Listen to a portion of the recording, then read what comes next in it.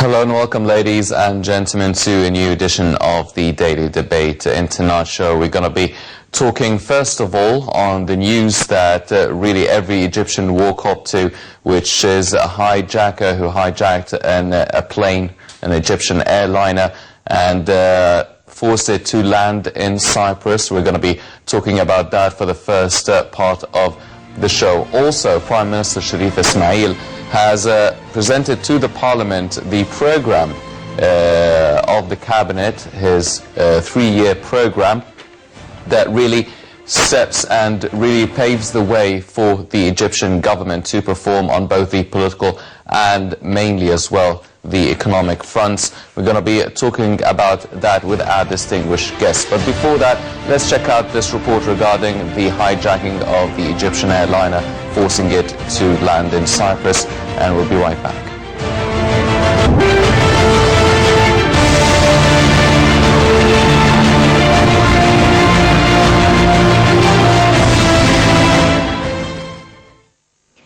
The hijacker of a domestic Egypt airliner surrendered to authorities at Larnaca Airport in Cyprus on Tuesday.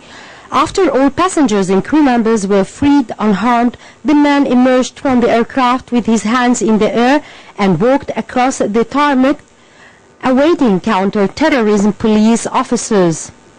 They laid him on the ground and searched him for around 2 minutes before taking him away for interrogation. Prime Minister Sharif Ismail said the hijacker, named Saifuddin Mustafa Mohammed Imam, was an Egyptian national who had asked to meet European Union officials or to fly on to another airport. Speaking to reporters, Ismail said authorities were questioning the hijacker to ascertain his true motives. Officials said the 58-year-old man was motivated by personal reasons and that he had demanded to see a Cypriot woman who said to be his ex-wife and who police brought her to the airport. He asked for European Union representatives to assure him about matters that had no logical basis. At one point, the hijacker demanded the release of women held in Egyptian prisons, but he then dropped the demand and made others. The hijacker, who said to own a company and lives in Helwan, had claimed to be wearing an explosives belt when he took over the plane, but it turned out to be fake. Egypt's Civil Aviation Ministry said in a statement Cypriot authorities had determined that the belt did not contain any explosives. Earlier, Minister of Civil Aviation Sharif Fathi told the press conference that the hijacker was not carrying any guns or weapons, but that for safety of the passengers, authorities were dealing with the matter as real. The minister said there had been 55 passengers plus 7 crew members on board the plane, which was headed from Alexandria to Cairo when the hijacker demanded it land in Cyprus. Later, a plane arrived in Larnaca to pick up the released passengers.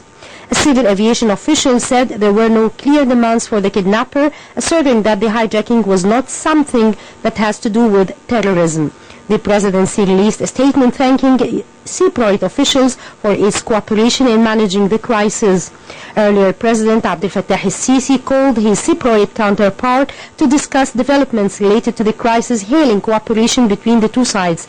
During the call, the president confirmed Egypt's keenness to secure the safety of all passengers and that all measures had been taken to secure the plane.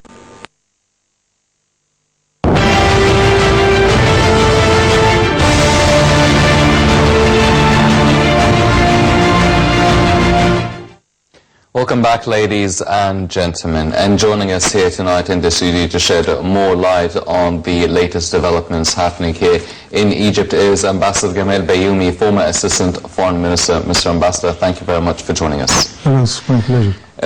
Mr. Ambassador, first of all, before we start talking about the Prime Minister and the program he presented to the Parliament, the news of the hijacking of Egypt Air plane, forcing it to land to Cyprus. It was a very sad story and also a bizarre story in a way. How would you look at this incident, this event that took place today? Should we look at it in a way that it really is quite alarming for a man to be able to hijack or force a plane to actually change its course and go to another country and land for personal reasons? Or should we look at it as a man who was not psychologically or mentally stable and just a bizarre incident? Thank God that it ended with a happy end anyway. Yes. We can laugh at the end of the day. But it is bad timing, as a matter of fact. Hijacking is the most unfair terrorist attack. This is unfair, really. I am a passenger, a peaceful one. I want to go home, and somebody is coming to take me in another way, and he jeopardizes other people's lives. This is unfair, totally. But anyway, let us hope that they will present the gentleman more deeply to understand what's happening, because how can you avoid something like that? And I remember early in the 70s when this hijacking incidents happened. It was between America and Cuba. Always somebody is hijacking a plane going from Chicago to Miami. Instead, he asked to go to Cuba. And the joke was saying that a passenger, he wants to make sure that he's going to Miami. So he hijacked the plane in order to land in Miami. Because it was happening frequently that everybody in this line, in this place was not secure that he will go to his place. But thank God that it doesn't prove anything against Egypt. Security here has nothing to do with somebody going and he says that he has some explosive over him, which is not true. But I was following the news the whole day, and I think that the Egyptian authority dealt in a very reasonable way. The Minister of Aviation, he was so dominant, he was so good, really his appearance was giving a sort of confidence. The Prime Minister was around. A room in the airport, another room in the cabinet was full of people dealing with the matter. And thank God that very early we discovered that nothing is happening against our security or the passenger also. So thank God that it happened like that.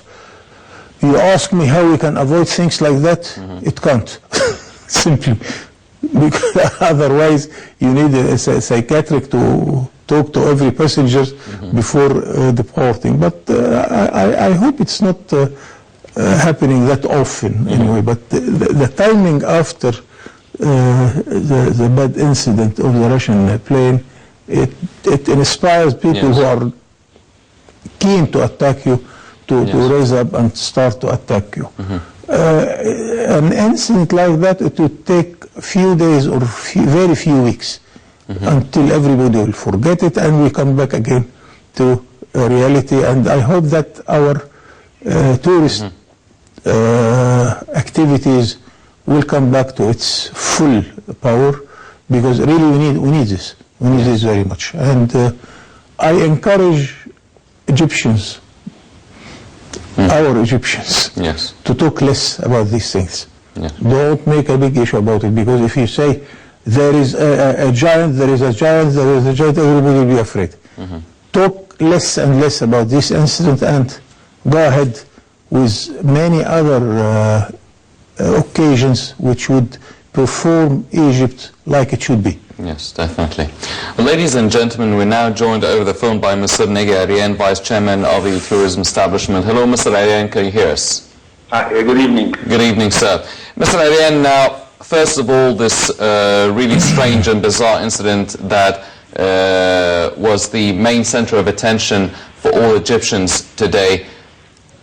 What are the lessons learned now? Is it that easy for a random passenger to hijack a plane even though they don't really have any sort of weapons or explosives or any sort of real threat or danger? Is it that easy for a passenger to just stand up and start shouting and yelling and hijack a plane?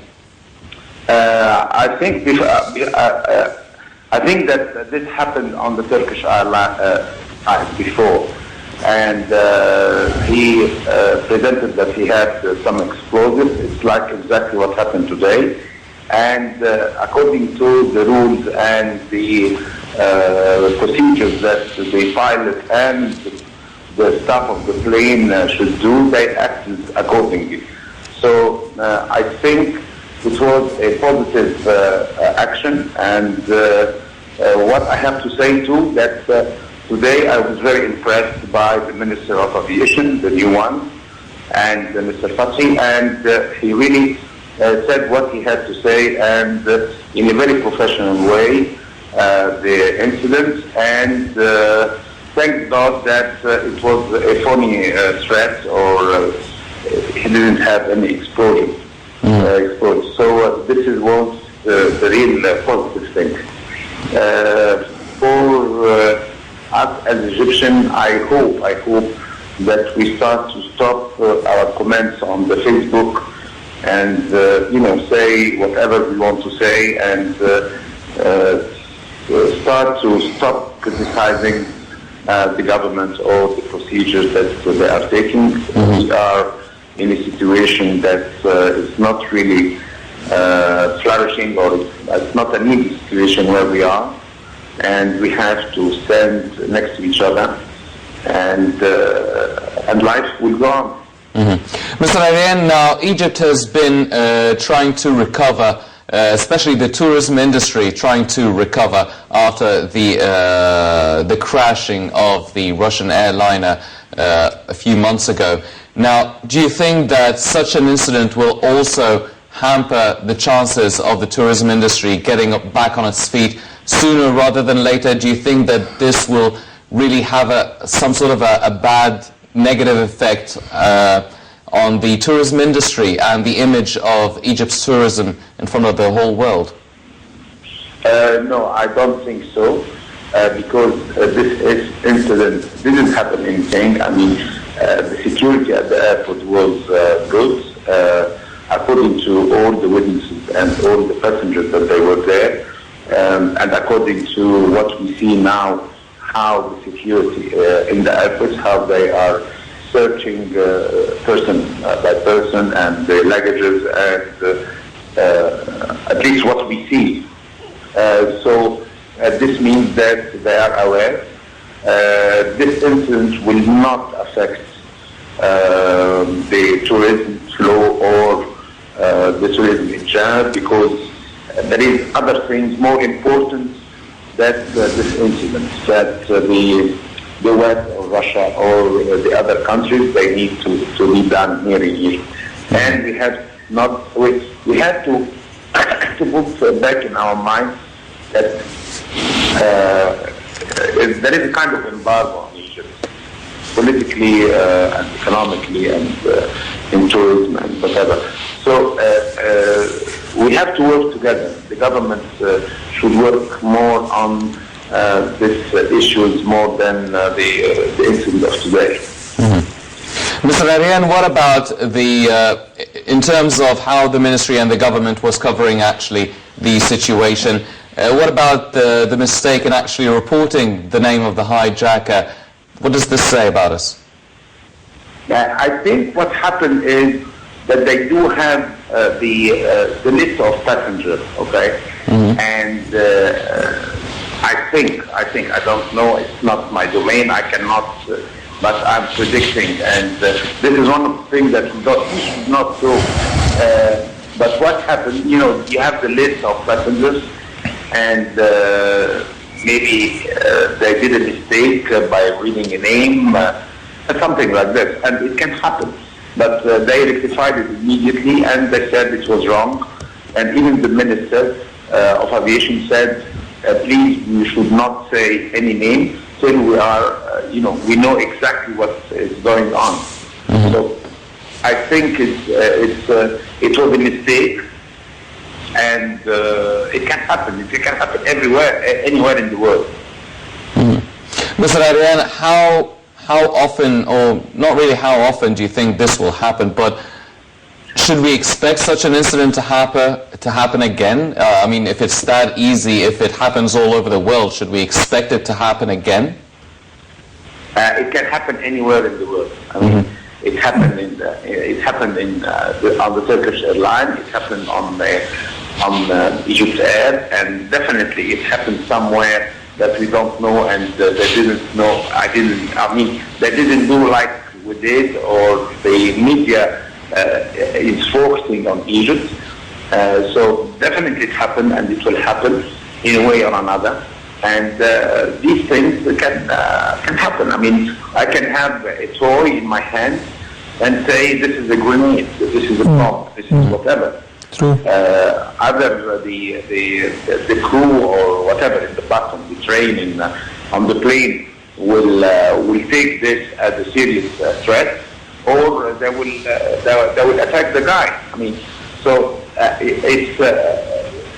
we cannot predict such things, and we cannot say yes, it can happen, no, it cannot happen, and it's a matter of luck or bad luck or whatever. Yes. Mr. Negerian, Vice Chairman of a tourism establishment, thank you very much for joining us. Your Excellency, now, do you feel that maybe after such an incident, which could happen again, do you think that there are certain measures that should be taken by the Ministry of Aviation in terms of security and safety? Is there any room for improvement in terms of actually trying to avoid such an incident from happening again? I am laughing because I wanted to ask you not to discuss this matter anymore, because if you are asking for more security, I am the victim. I travel a lot. Yes.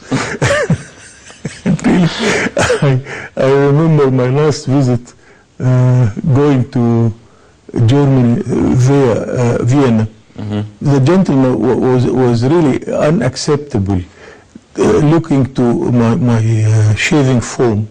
This is too much. I said, okay, do whatever you want. He threw it in such way. I said, this is unfair. So he started to inspect me in all ways. I said, please look to my passport and do whatever you want. And he was so nervous. So in this matter, we shouldn't joke at all. And once I remember Ahmed Adib invited me to talk to a high-ranking gentleman coming from Europe after one of our famous tourism incidents. And the advice the gentleman gave it to us, keep silent, don't talk too much, because the most important remedy for these things is to forget it. Don't say the giant is coming, the giant is coming. And I am quite sure that my advice as an ignorant passenger wouldn't help our Minister of Aviation. He knows his job, and I admire him today. He was doing a good job. So keep silent, it can happen. Can you avoid any traffic accident? And by the way, I want to make you a little bit satisfied, saying that the most safe way of traffic in the world is aviation. Yes. We are very much advanced in the road accidents, very high percentage of road accidents. So keep it like that. Don't talk too much about it, because we shall be the victims of any more security measures. Yes. But the advice for passengers like myself is to be obedient, to be serious about this matter. Don't complain too much. And really, sometime when I start to take off my jacket before I come to the checkpoint, they appreciate this very much, because you are saving time and you are trying to help. Don't try to resist. You don't know what they are doing, and what they are doing is for your own security. Definitely.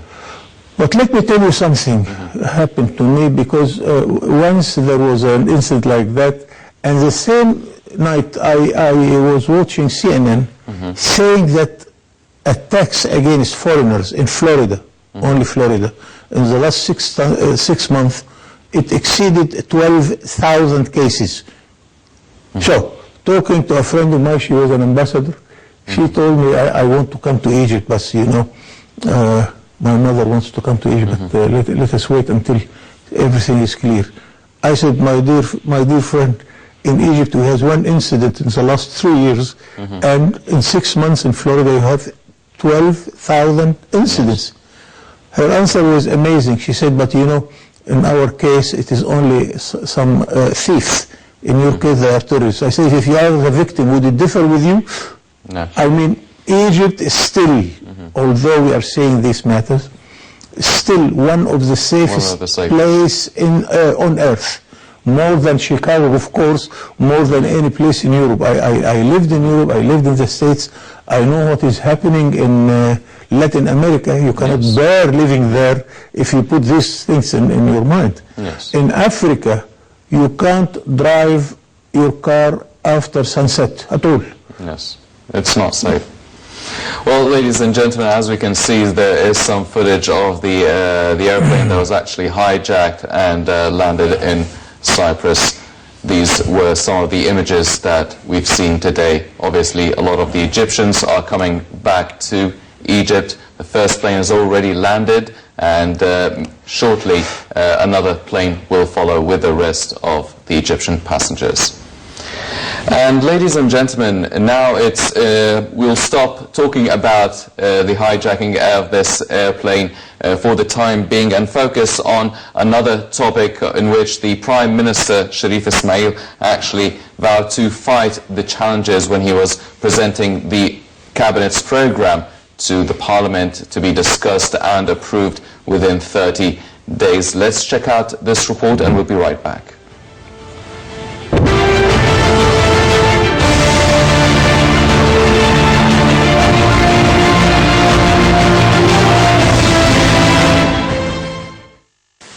In a 205-page policy statement before Parliament, Prime Minister Sharif Ismail stated that Egypt is suffering from a severe economic crisis and that all local institutions should work hard to overcome it. Ismail said Egypt has faced harsh political and economic conditions since 2011 and that the time has come to overcome them. He said the country is facing a battle of life and death and has to change the style of thinking in order to move forward and reclaim its leading role. Premier said Egypt still faces great dangers that pose a threat to its national security, coming not only from countries around it but also from within, in the form of terrorist attacks and extremism.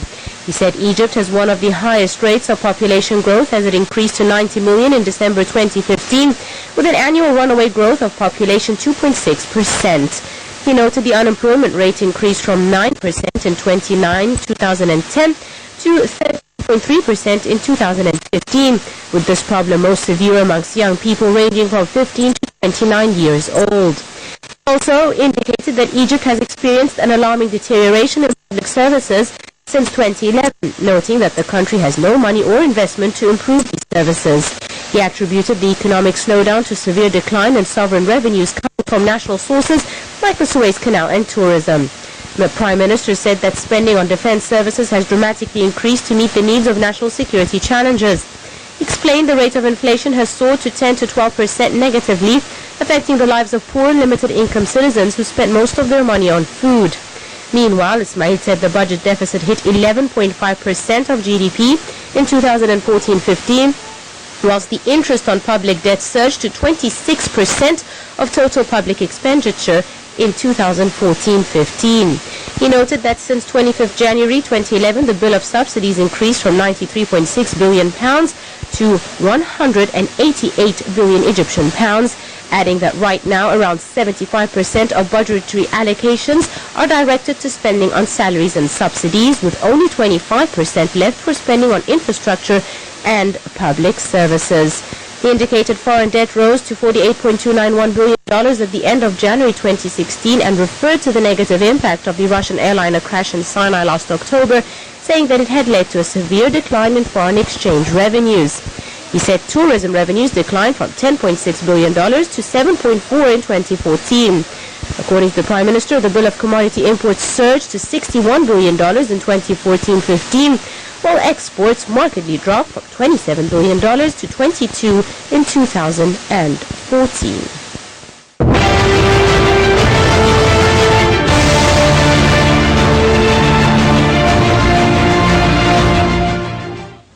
Welcome back, ladies and gentlemen. The 30 passengers, the Egyptian passengers who were on board of the plane that was hijacked and went to Cyprus, just landed a few minutes ago. As we can see, all the passengers are safe and sound here in Egypt.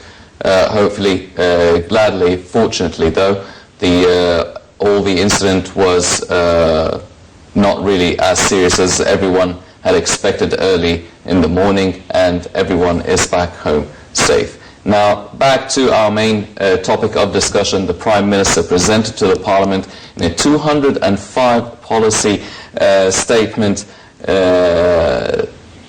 book, really, not just a program. It's a book for the Parliament to be studied and either approved or disapproved by the Parliament within 30 days. Ambassador Bauomy, now we saw the speech by Prime Minister Sharif Ismail. He didn't really get into a lot of details, but he really emphasized the economic aspect of the program, really focused on a lot of the economic challenges facing Egypt, which everybody already knows by now, and talking about how he will fight the unemployment level, the high expenses for the government, talked about introducing a value-added tax on products. How do you assess this new program presented by the Prime Minister and his cabinet to the Parliament? I always say I wouldn't at all envy the Prime Minister of Egypt, especially the Minister of Finance. This is a task which is unthankful all the time. But let me be serious and tell you that I followed the speech of the Prime Minister. Really, I like his way. He talks good Arabic, by the way, and his speech was subtle and to the point, and he spent more than 1 hour explaining. Still, you have somebody who needs some details. The details are in the book. Yes. Go to the book and discuss it during the discussion along the 30 days.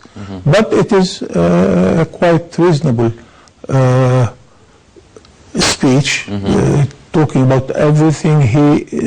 The main points in his speech, it was national security, democracy, and the establishment of democracy, the economic reform, then we have social justice and the services for the people, infrastructure, how to develop every sector in this country, the administrative reform, which is very important. We are suffering of too much employees in our government and in our public sector, and this costs us.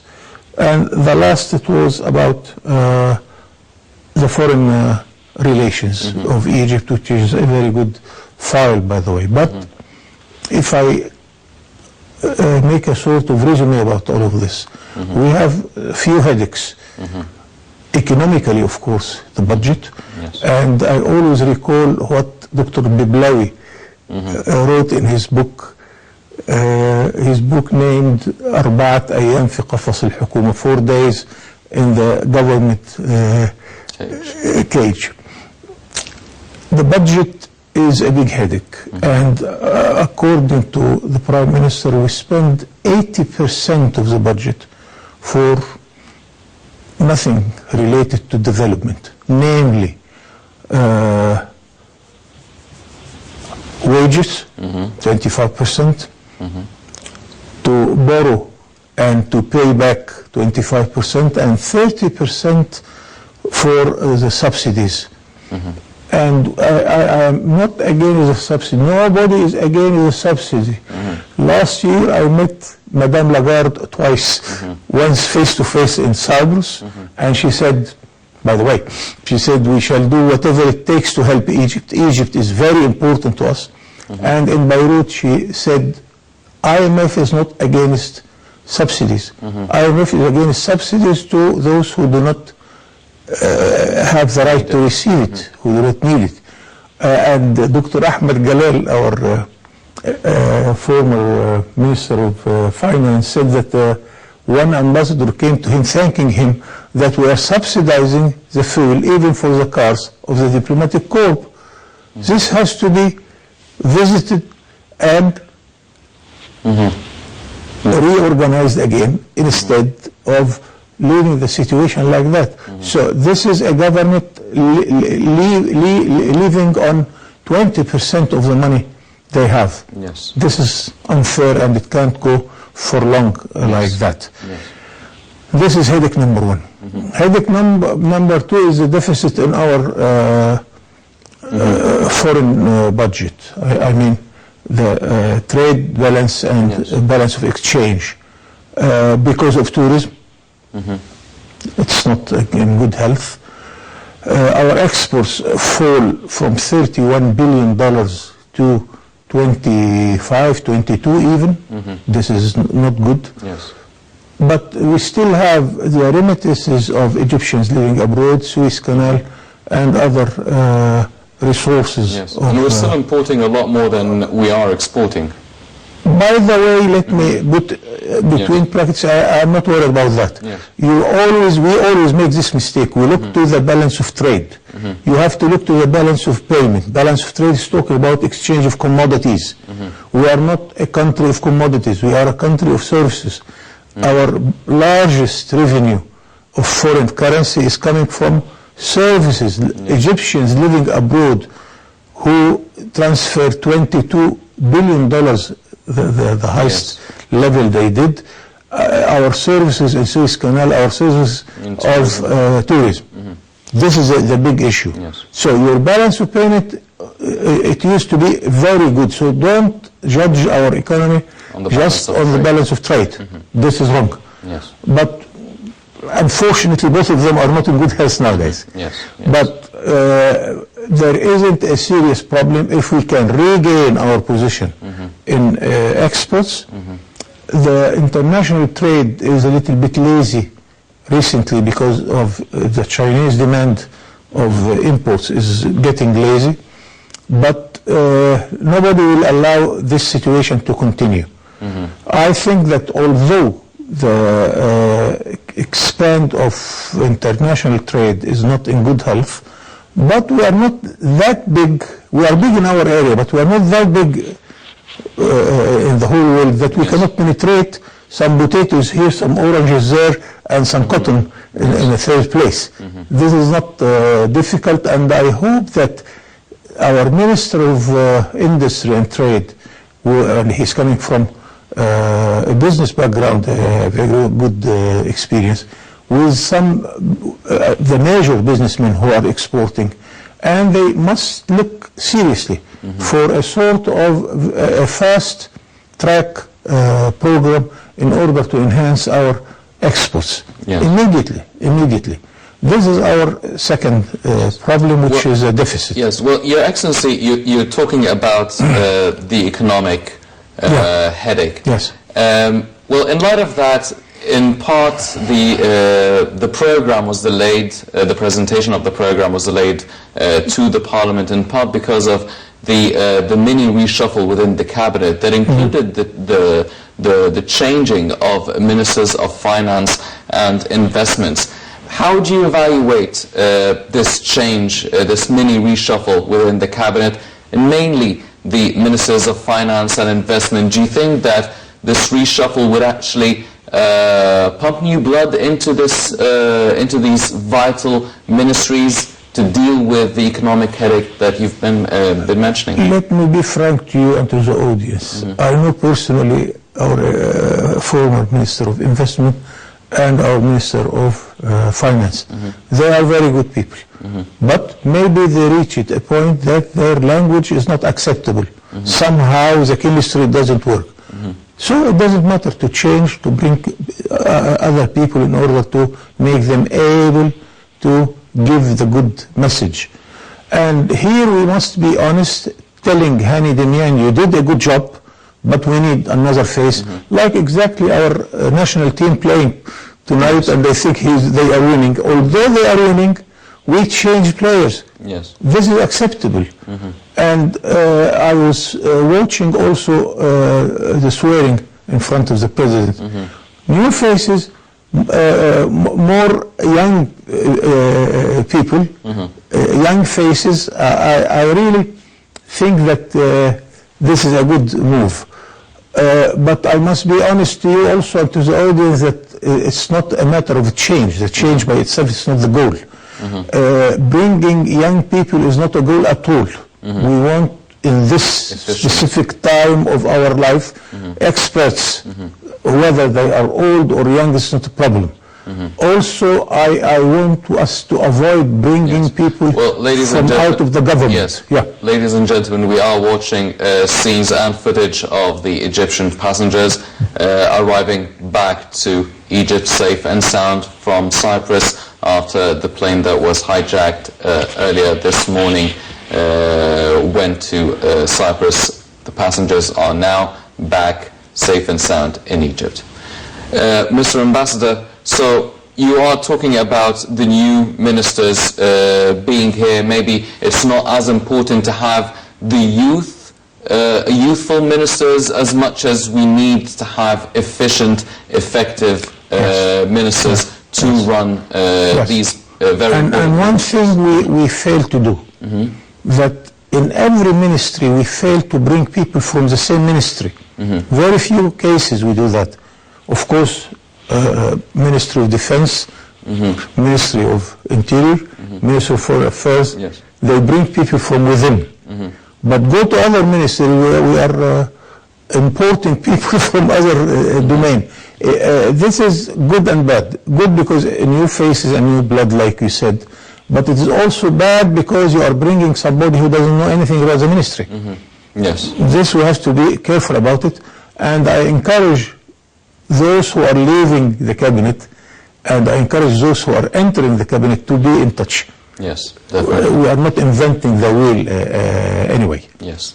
Ladies and gentlemen, we are now joined over the phone talking about the hijacked airplane again earlier this morning, and we're joined over the phone by Dr. Ihab Ruslan, the official spokesperson of the Ministry of Aviation. Dr. Ruslan, can you hear us?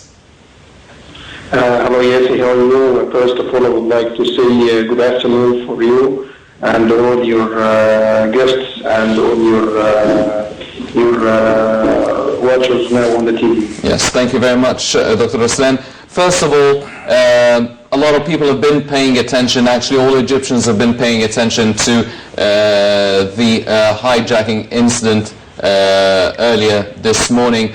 Now, trying to look at how this incident will affect the Ministry of Aviation or the tourism industry as a whole, especially after the crashing of the Russian airliner in Sinai a few months ago. Do you think this will have any sort of repercussions on the ministry or the tourism industry?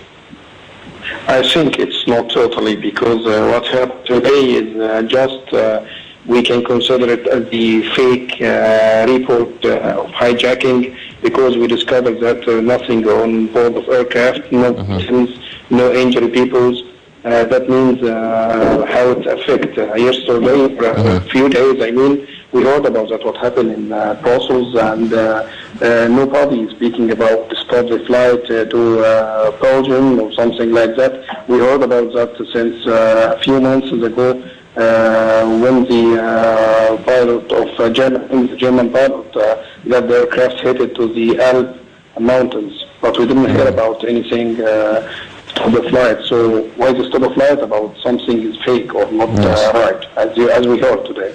Yes. Well, Dr. Ruslan, the Ministry of Aviation actually had an agreement and signed a contract with a very famous security and safety company to help improve the safety and security within the Egyptian airports and to live up to the international standards. Do you feel that this was one of the first early tests for such change or development in the security and safety measures by the Ministry of Aviation? I think anything can give improvement for safety or security. It will help for sure. This is company, just a consultancy company, can help and support the Egyptian government. And we heard about that in everywhere in the world. We are sometimes asking for consultancy service in air navigation and security in airlines to enhance profitability, safety. You know, in aviation field, we had two elements, the profitability and safety. If you would like to straightforward and achieve a very good improvement, you have all the time to achieve a balance between safety and profitability. Because finally, if the profitability is increased than safety measures, it means a catastrophe. And if the safety increased more than profitability, it means bankruptcy or something. So we have to achieve a balance between them. Yes. Dr. Aslan, do we have an air marshal who would be on board of airplanes to actually just make sure everything is safe and secure during the flight, or do we not? Yes, we are sure everything on the flight, not this is aircraft specifically, but all Egyptian aircraft or any aircraft carrying Egyptian registration mark or Egyptian flag should be secured. We had a very restrictive security system on board of aircraft and also in our airport, not international one only, but also domestic one. Because if you would like to maintain a high security, you have to inspect everything. A few months, or sorry, 1 month ago or less, we had an inspection from ICAO, International Civil Aviation Organization, to inspect our airports and our airlines, and they don't have any fatal comments, which means Egypt has passed. This is a periodical auditing by ICAO, and ICAO is the highest authority of aviation in the world. Yes. Well, Dr. Ihab Raslan, official spokesperson of the Ministry of Aviation, thank you very much for joining us.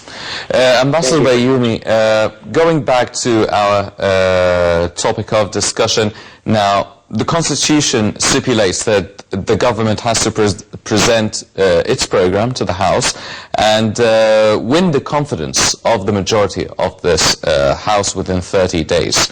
Now, what will happen if the government does not win the confidence of the Parliament? What happens next? What if? There is always this function of what if. What if we follow the Constitution? Then the Parliament should choose another Prime Minister with another government and come forward with it, presenting it if they have the vote. I am really thinking that we have to face these experiences. Change in government through the Parliament. It's everywhere in the world. Why not in Egypt? So, but as a matter of fact, we enjoyed very much for years, for decades, that the president is choosing everybody in Egypt. He didn't choose only the ministers. He chooses the representatives in the Parliament because he was the head of a party. If the president is the president and the head of the government and the head of the party, then he chooses even the Parliament Speaker. He chooses the ministers. He chooses the representative of the Parliament. What is this? But now we are facing an old and new practice where the Parliament really, and I am asking all our eminent Parliament members to be more serious. Don't waste your time about the details, or and also the mass media shouldn't concentrate on the gentleman who raises his shoe or the other who is doing this, because I am quite sure that 99% of this Parliament are people with good experience and good manner, and they can do much better than that. So let us be serious, because this is the future of our coming generation. This is the future of the country. And let us follow the Constitution. And don't talk about changing Constitution. Constitution is a sort of a religion. You cannot change it every day. So even if it's good or bad, go within the practice. I tell you a surprise. There isn't a constitution in Germany. They have basic laws. There isn't a constitution in England. But they follow the system. They follow the traditions. If something against the tradition, they don't do it. So let us raise this word, the traditions, that people act according to what should be, whether it is in the Constitution or in the law. Because in the business field, they say that the habit can conquer the rule of the law. Because between two businessmen, if we are accustomed to do the business according to certain way, then maybe the law will be forgotten even with the judge. So let us adopt good practices of the performance of the parliament, of the government, of the presidency. And we have to obey this. Otherwise, yes. Well, Your Excellency, we have a relatively new parliament, and a lot of them, really, it's their first time maybe to be in a parliament. How do you think this parliament will be reviewing the program presented by the Prime Minister? How, at least on the basis of actually discussing the over 300 decrees that were issued over the past couple of years, do you expect an efficient, rapid assessment of this program presented by the Prime Minister to have a final, very well-calculated verdict within 30 days? I expect this, because I depend on those who are old guys already trained in our political life, and I ask the newcomers to listen. Don't talk too much. Try to listen. And you cannot make your position unless you listen. I follow, of course, the discussions in the parliament. I follow what is in the mass media. I follow the Facebook. And sometimes somebody, and this is a rare case, by the way, somebody would jump in the discussion saying, why don't we print money and give everybody whatever he wants? That's why I wrote an article during the presidency campaign asking every candidate just to give every citizen a printing machine for money. Then everybody will be happy. Would this satisfy people?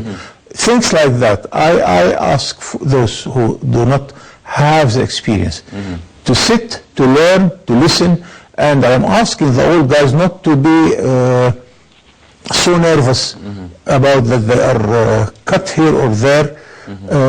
Then, and by the way, this is not a small country. Egypt, my goodness, it is a huge country with experiences. Just let us put good rules of the game. And here, the big guys and the new guys should find a way to talk to each other. I am quite confident that Egypt has the ability to do the job. Yes. Your Excellency, you've mentioned earlier the subsidy situation, and we do have a lot of subsidies on a lot of essential goods as well.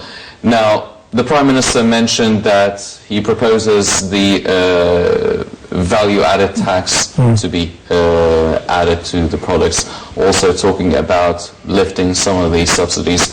Do you feel that, and maybe we do need to tighten the belt a bit, but do you feel that Egyptians are ready for such measures, especially that we have been in a very weak economic state over the past few years? Do you think that Egyptians can still hold on for another few years with extra taxes and lifting of subsidies?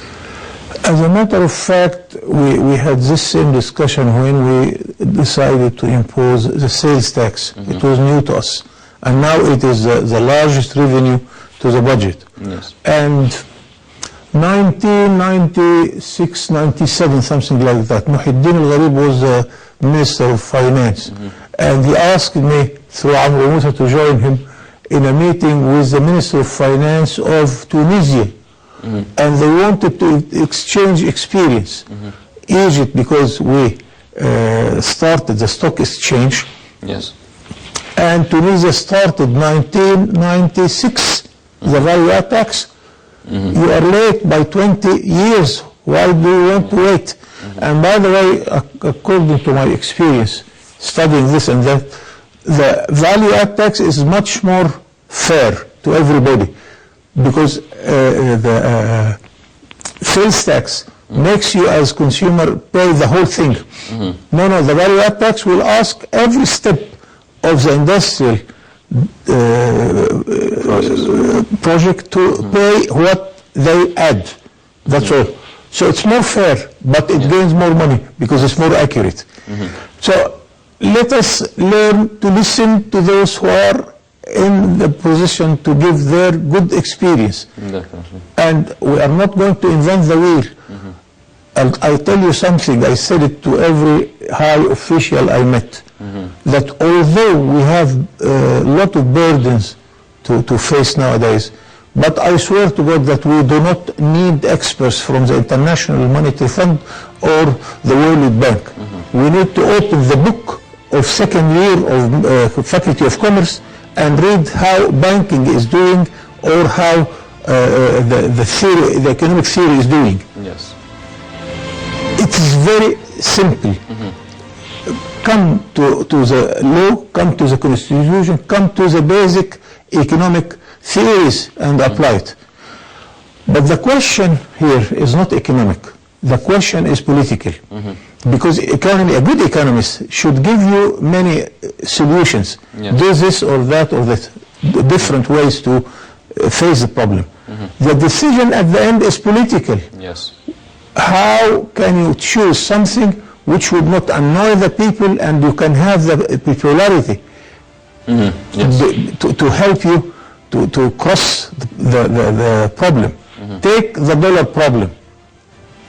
80% of the dollar problem is confidence. You have to gain the confidence and to convince people that they cannot work against the Central Bank of Egypt. By the way, the Central Bank of Egypt is doing a good job applying Basel I, Basel II, and Basel III, which is a measure that he's doing well. So don't talk too much. Listen and try to listen to the experts. Yes. Well, ladies and gentlemen, unfortunately, that's all the time we have for this edition of the Daily Debate, but we'll definitely be following up on the program being presented to the Parliament, and we'll be waiting to see the verdict of the Parliament regarding this program and what will be done afterwards. Before we go, I'd like to thank our very distinguished guest, Ambassador Gamal Bauomy, the former Assistant Foreign Minister. Your Excellency, thank you very much for joining us this evening. Ladies and gentlemen, please stay tuned for more coming up on Nile International. I'm Hani Saif. Thank you for joining us.